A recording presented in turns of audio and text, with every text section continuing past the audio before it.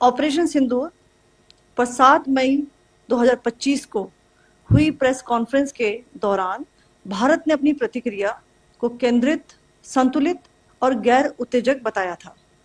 यह विशेष रूप से स्पष्ट किया गया था कि पाकिस्तानी सैन्य ठिकानों को निशाना नहीं बनाया गया।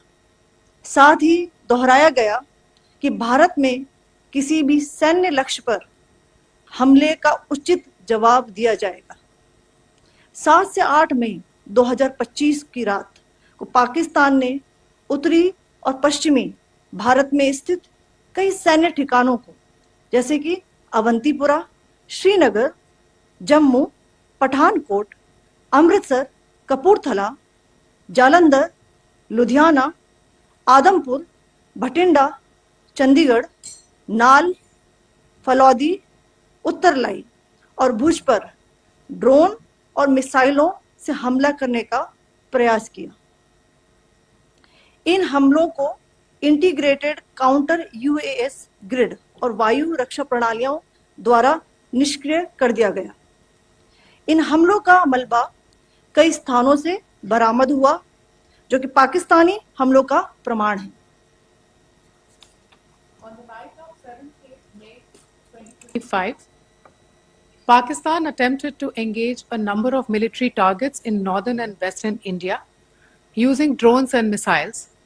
These places included Avantipura, Srinagar, Jammu, Pathankot, Amritsar, Kapurthala, Nal, Jalandhar, Ludhiana, Adampur, Bhatinda, Chandigarh, Falodi, Uttarlai, and Bhuj.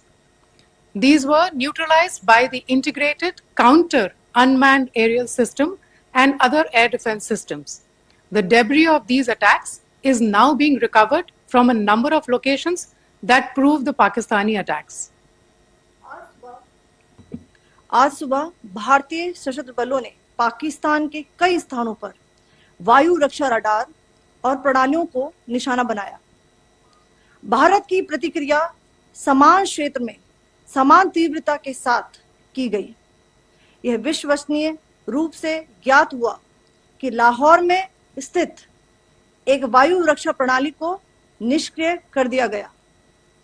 Today morning, Indian Armed Forces targeted air defense radars and systems at a number of locations in Pakistan. Indian response has been in the same domain with the same intensity as Pakistan. It has been reliably learnt that an air defense system at Lahore has been neutralized.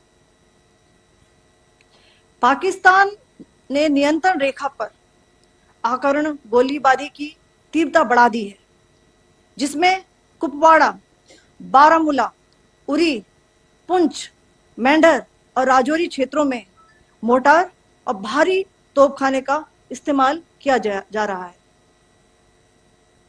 Pakistan has increased the intensity of its unprovoked firing across the line of control using mortar and heavy calibre artilleries in areas in Kupwara, Baramulla, Uri, Poonch, Mendhar and Rajouri sectors in Jammu and Kashmir.